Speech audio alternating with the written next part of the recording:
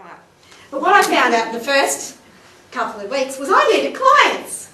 And it was really easy because I had a little bit of a clientele when I did my apprenticeship. And what happened was I realised that if you asked people what they wanted and gave them what they wanted by listening to them, common theme here, then they were happy and they told others and others came and your business grew. Easy.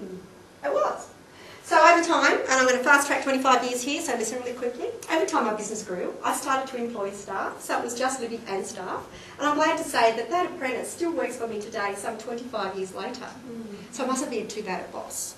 I might pay him too much. Pardon? Are they still an apprentice? Yeah, she's in her 25th year of her apprenticeship. I'm in my 30th this year. Yeah, it's a slow learner.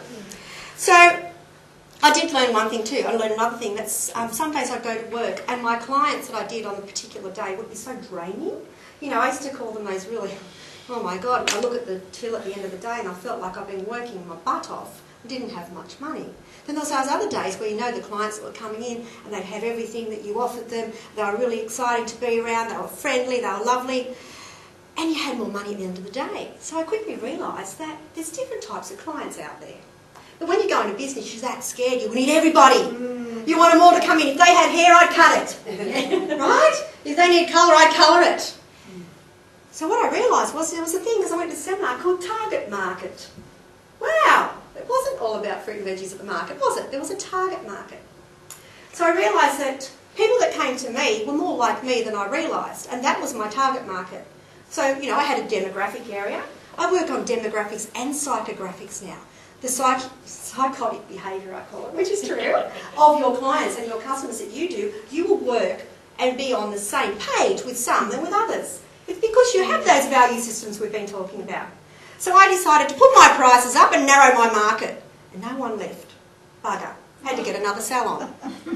Should have put my prices up 2 years before. Don't worry about your prices. If you can deliver good service and good value that a client's prepared to pay for, that is what they're paying for. Think about yourself when you're a customer in another shop.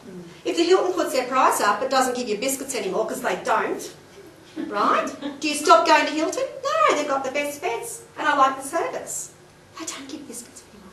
Scat. All right, we do it Just Liberate. So what I decided to do was I didn't decide to do, the market told me I had to expand. So remember my third philosophy? In the absence of a plan, make it up. Just Libby became 3. And then in 1987, I'm going to fast track you 13 years later, I went into Westfield, which was then A&P in Garden City. Now it's called Hair Studio. Smart move, Libby. I'm not going to be in the centre for very long. 5 years will be enough for me. I don't know anything about shopping centres, malls. It's hard work, I've been told. Be careful who you listen to as a little tip. Work it out for yourself. Sometimes we want to be people pleasers. Yeah, and we go and we listen to all the people, and you go and listen to all the experts. Just watch who you measure yourself against. So anyway, after 5 years, I was just getting it right in the market at Westfield, or A&P, sorry. It's taken me so long to get Garden City out of my head. I can now say Westfield. Who loves Garden City? Yes. Westfield. Westfield, I won't tell you what they call them. Anyway, no, they're great. They're my landlords. So what happened was, after 5 years, I signed a lease and we went in for another 5 and I've now been there 12. But why I put this photo up here, guys, is because one thing you're going to be sure of in business as your business grows is that things change. Imagine if we wore that today. We thought we were beautiful. Come on, let's do the Melrose Place photo up the front, right? Yes. Oh, is everyone standing right? Yeah. Oh, God, I can't even look at that sometimes. The girls go, do you have to use that photo? Because Karen on the end with the dark one there, she's still there. And a lot of them, we still keep in contact with everyone, and that's me. Yep. Okay, so I've lost track. No, I haven't. Fast track 13 years later. What I had to do then was learn again about my network and about getting out there and bringing more people into our business and the market. How do you market yourself? I believe when you build relationships with your clients and they tell others, they come to you, that they start to set the expectations. And where I had the little Just Libby at Georgetown, in Georgetown Road, and then I had one at New Lambton, and then I went into a shopping centre. And the market changed. No, it didn't. The market was always there. I just changed the position I was in. So I had to learn again that there's a different market out there of clientele that was in the demographics that had a different psychographics. And they didn't like what we offered all the time. Oh, it's almost like a little bit of a shot in slap in the face sometimes and think, why don't they buy everything I suggest? So I started holding focus groups. I learned about that at a seminar. Went to spend about $25,000 in the Georgetown salon once on renovating, because we actually moved up the road. We started down in that little run, and we did move up the road, for those of you that know where the salon is. And the girls said, we need to do, the staff said we need to do all these changes. We need surround sound and plasma screens. Before plasma screens were actually cheap. And we need all these other fancy things. So I got a few of our very good clients together and said, right, we want to make some improvements in the business. Why do you come to us? What is it that you like about us? What makes you feel safe? Why do you tell others? Because perception, the client's perception is reality, not your perception, not your team's perception. So if you think you've got it right, do a survey and find out how wrong you've really got it. Right? If you walk past someone that you used to look after their books, or all of a sudden, bookkeeper, someone doesn't want you to look after them anymore, you can only ever assume why unless you ask them. We absolutely love feedback in our salon. Not feedback, we love complaints. See, I can't even say the word anymore.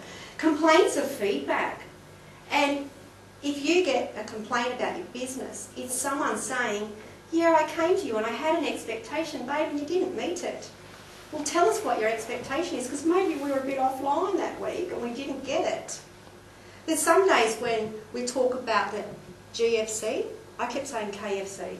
Yeah, I'm not real good with those letters.